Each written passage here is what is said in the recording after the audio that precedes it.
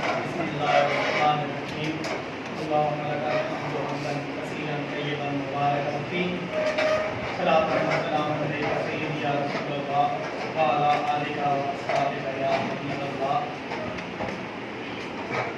نہایت ہی واجب الاحترام سربراہ جماعت اہل حرم، ممبر قومی اقلیتی کمیشن برادر اکبر حضرت علامہ مفتی گلزار احمد نقوی صاحب، محترم جناب بریگیڈیئر اختر نواز جنجور صاحب، قابل صدر احترام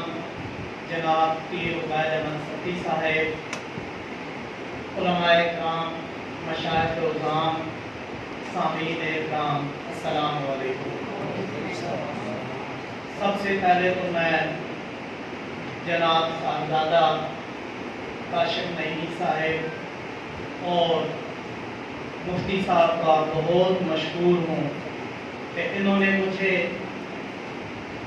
اس خوبصورت پروگرام میں مدعو کیا اور مجھے علماء و مشائخ اور صاحبان علم و دانش کے ساتھ بیٹھنے کی سعادت نصیب ہوئی۔ ساتھ ہی میں جماعت اہل حرم کے کارکنوں اور رہنماؤں کو نہایت ہی خوبصورت استحکام پاکستان کانفرنس منعقد کرنے پر دل کی اتھاہ گہرائیوں سے مبارکباد پیش کرتا ہوں اور دعا گو ہوں کہ اللہ پاک ہماری جماعت اہل حرم پاکستان کو مزید ترقی اور بلندی عطا فرمائے، اور دعا گو ہوں کہ اللہ پاک اس موذی وبا سے جلد ہماری جان چھڑائے تاکہ مسجد و مدرسہ و خانقاہ کی رونقیں جلد بحال ہوں اور ہم مفتی صاحب کے زیر سایہ جو بڑے بڑے اجتماعات میں بیٹھا کرتے تھے وہ رونقیں بحال ہوں اور روحانی اور کیفیات پر مبنی وہ پروگرام از سر نو شروع کیے جا سکے۔ حاضرین محترم، اگر آپ تحریک آزادی پاکستان کو دیکھیں تو پاکستان ہمیں پلیٹ میں رکھ کے نہیں دیا گیا، بلکہ ہزاروں عصمتیں تار تار ہوئیں، لاکھوں لوگوں کی قیمتی جانیں گئیں، صدیوں کی ایک تحریک تھی اور علماء و مشائخ کی قربانیاں ہوئیں، تو تب جا کر یہ ملک معرض وجود میں آیا۔ اگر آپ میں سے کبھی کسی کا جانا لاہور کے ریلوے اسٹیشن پہ ہو تو کوئی 150 سال کی تصاویر وہاں ریلوے اسٹیشن پہ لگی ہوئی ہیں۔ شاید میری اس بات سے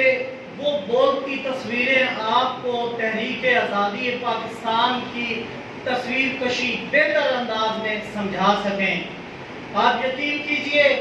کہ روم سے کھڑے کرنے والے مظالم مسلمانوں پر ڈھائے گئے،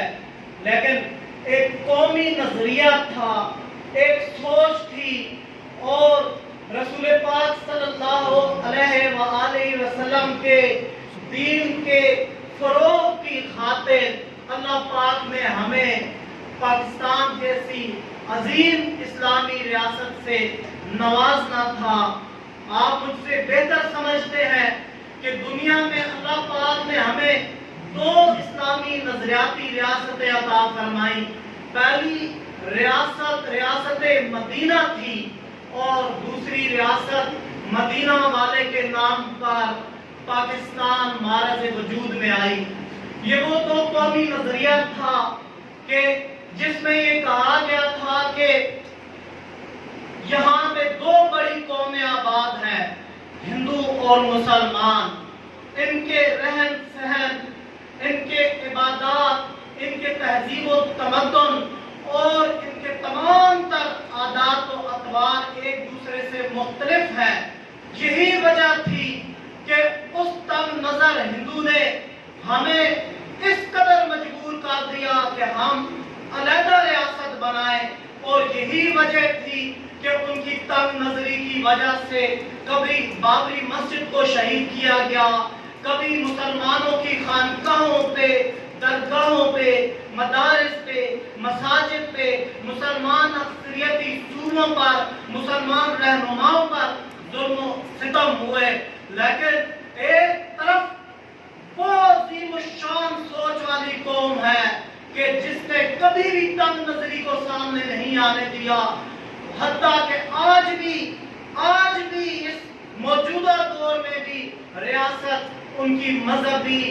عبادت گاہوں کی حفاظت کر رہی ہے اور انہیں دعوت دے رہی ہے کہ اگر تم تنگ نظری سے نکلو تو ہم تمہیں عبادت گاہیں بنا کے دینے کو تیار ہے۔ لیکن چونکہ جب آپ کا مد مقابل انتہائی بزدل اور تنگ نظر ہو تو پھر یہ اجازت نہیں دی جا سکتی اور نہ ہی دینی چاہیے۔ بھارت میں یہ عرض کر رہا تھا کہ آج پاکستان الحمدللہ بن گیا، بھرپور ریاست معرض وجود میں آ گئی۔ یہاں پہ تمام مکاتب فکر کو، تمام سیاستدانوں کو، تمام گروہوں کو، ہر طبقہ فکر کو رہنے کی، جمہوری انداز میں رہنے کی اجازت ہے، اپنے نظریات پروان چڑھانے کی اجازت ہے، اپنی آواز بلند کرنے کی اجازت ہے۔ لیکن افسوس صرف اس بات کا ہے کہ یہ ساری سہولیات ہونے کے باوجود آج تک ہم ایک قوم نہیں بن سکے، اور پاکستان کو اس وقت تک استحکام مل ہی نہیں سکتا جب تک ہم ایک نظریاتی قوم نہ بن سکے۔ ہم صرف مفاداتی گروہ کی صورت میں جی رہے ہیں، جہاں جس کا مفاد نظر آیا مفتی صاحب وہیں پہ وہ لوگ جھک گئے، اور ہم ایمانداری کے تو بڑے بڑے دعوے کرتے ہیں۔ حج پہ دنیا میں دوسرے نمبر پہ پاکستانی موجود ہوتے ہیں، لیکن اگر ایمانداری میں آپ دیکھیں تو 160ویں نمبر پہ ہمارا شمار ہوتا ہے، جو کہ نہایت ہی افسوسناک بات ہے۔ دیکھیں، اگر ہم نے ایک قوم بن کے رہنا ہے تو ہماری تبھی ترقی ممکن ہے، اور شاید اسی لیے شاعر مشرق نے فرمایا تھا کہ اپنی ملت پر قیاس اقوام مغرب سے نہ کر، خاص ہے ترکیب میں قوم رسول ہاشمی۔ شاید اس لیے جناب اقبال نے یہ فرمایا تھا کہ افراد کے ہاتھوں میں ہے اقوام کی تقدیر، ہر فرد ہے ملت کے مقدر کا ستارہ۔ وہ یہ چاہتے تھے کہ دو قومی نظریے کی روشنی میں جب بھی علیحدہ ریاست معرض وجود میں آئے تو وہاں رہنے والے لوگ ایک قوم کی صورت میں رہیں، وہاں لوگ مل جل کر رہیں۔ اسی لیے انہوں نے فرمایا تھا کہ فرد قائم ربط ملت سے ہے، تنہا کچھ نہیں، موج ہے دریا میں، بیرون دریا کچھ نہیں۔ میں یہ چاہتا ہوں کہ اپنی بات کو مختصر کروں، چونکہ یہاں پہ علماء و مشائخ تشریف فرما ہے۔ میں ایک مرتبہ پھر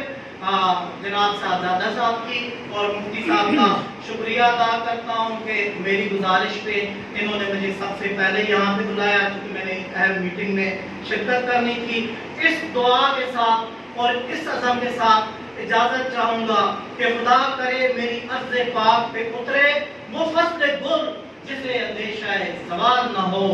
اور یہ عزم ہے کہ خون جگر دے کر نکھاریں گے رخ برگ گلاب، ہم نے چمن کے تحفظ کی قسم کھائی ہے۔ بہت شکریہ، السلام علیکم۔